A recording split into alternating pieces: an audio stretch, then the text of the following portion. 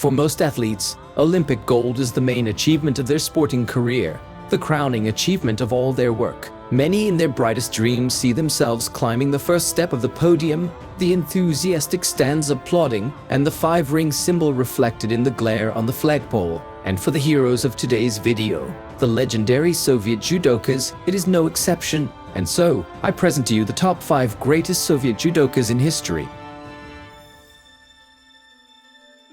5th place, the legendary Soviet judoka Shota Kabali, judoka who entered the history of judo not only with great victories, but also with a unique technique named in his honor. The unique style of fighting, inherent in many Georgians and borrowed from the national martial art of Judoka, was especially evident in Shota Kabali's fighting technique. For this, his style was even called anti-judo. Psychological stability and unique style are the 2 components of victory that opened the way to the Olympic podium for Kabali. The boycott of the 1980 Moscow Olympics by Japanese athletes severely weakened the competition. However, in the category up to 78 kilograms, where Kabali performed, the competition was still enormous. However, this did not prevent him from confidently reaching the finals.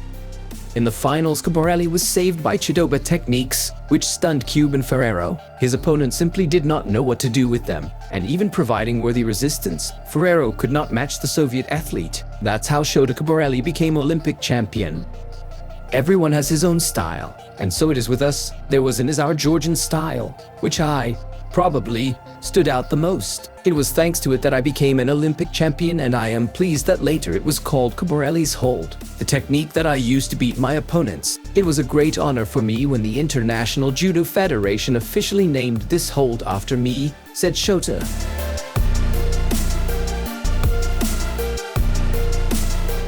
4th place, Sergey Novakov, a famous and outstanding Soviet judoka, 1976 Olympic judo champion, as well as a multiple winner and medalist of various other international and national judo and sambo tournaments. During his athletic career, foreign newspapers wrote rapturously about him, calling Novakov a Russian miracle. In his judo, one could see everything that we love this sport for: perfect technical skill, lightning fast, fantastic throws, cold-blooded calculation, and thanks to all this, Sergey Novakov was unequivocally recognized by everyone as the strongest, as well as the most technical judoka.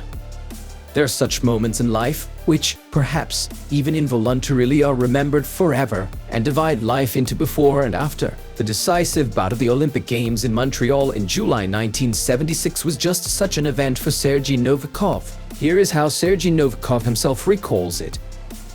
The finals divided my whole life into what was before and what was after. Everything that came before was just a path to victory. Sumio Endo of Japan, the 1975 world champion, was the favorite of the games. It so happened that the lot brought us together in the first fight. It was my toughest fight at the Olympics. The Japanese couldn't throw me once, and I had 2 holds and won in the end. Then I had 3 more bouts before reaching the final with Park Jong-kir, a giant from North Korea who weighed over 165 kilograms at a height of 2 meters 10 centimeters, a strong Yugoslavian Kovacevic and an Englishman Remfrey. I had seen them all at previous tournaments and knew the fight of each very well. Unlike the West German Gunther Reuter, whom I was to meet in the final, his manner, his strengths were almost unfamiliar to me. Maybe it was for the best, because the final bout ended in 44 seconds with my clean victory.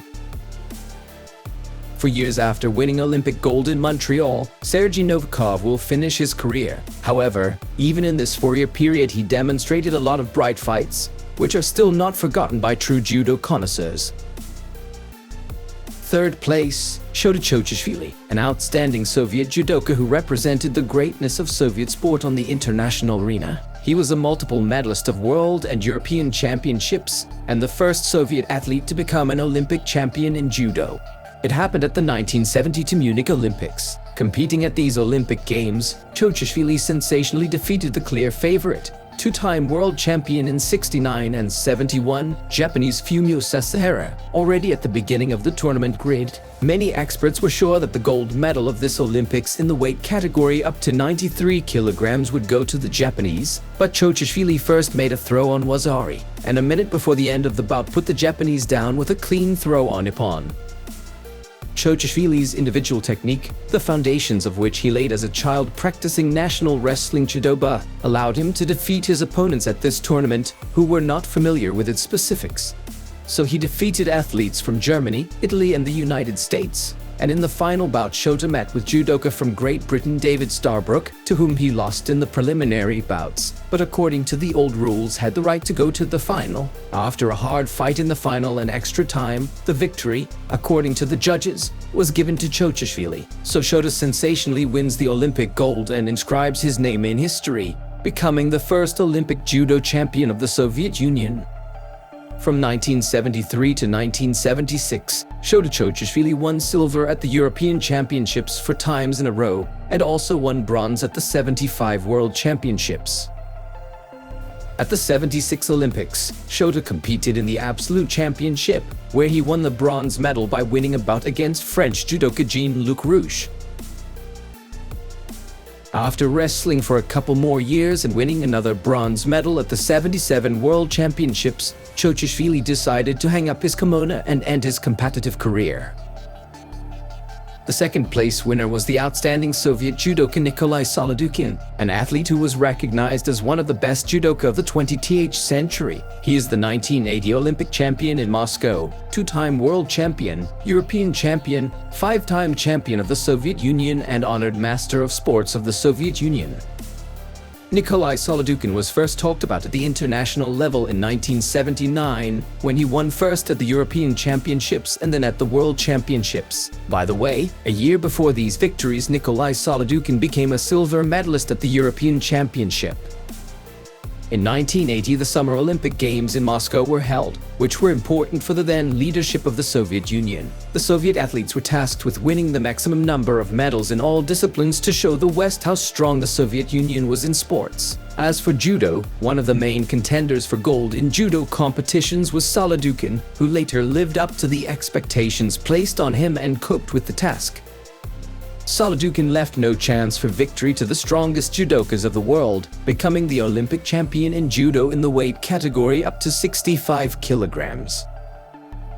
After these Olympic Games, in the following years, Nikolai Solidukin repeatedly became a prize winner and winner of major international competitions, as well as championships of the Soviet Union. In particular, in 1983, Solidukin became world champion for the second time. Champions are not born, champions become champions. It is always a long and hard work, overcoming oneself and the possibilities of one's body. And when for some people this process becomes a real test, others go along the sport's path easily and as if playing. That's how the great Soviet judoka, number 1 of this top, Vladimir Nevserov, came to great victories. The judoka who became the first athlete from the Soviet Union to win the World Championship. It happened in 1975 at the World Championships in Vienna. Being at that time already twice European champion in individual and team competitions, Nevserov approached the World Championship with confidence. In Austria, Nevserov confidently reached the semifinals, where his opponent was Japanese Kuramoto, one of the favorites of the tournament. Vladimir was preparing for this meeting, studied the techniques and methods of the opponent, so he knew his crowning trick, holding. That's why the Soviet athlete promptly performed a painful hold and won. In the final, Nevserov defeated his compatriot Valery Dvoinikov.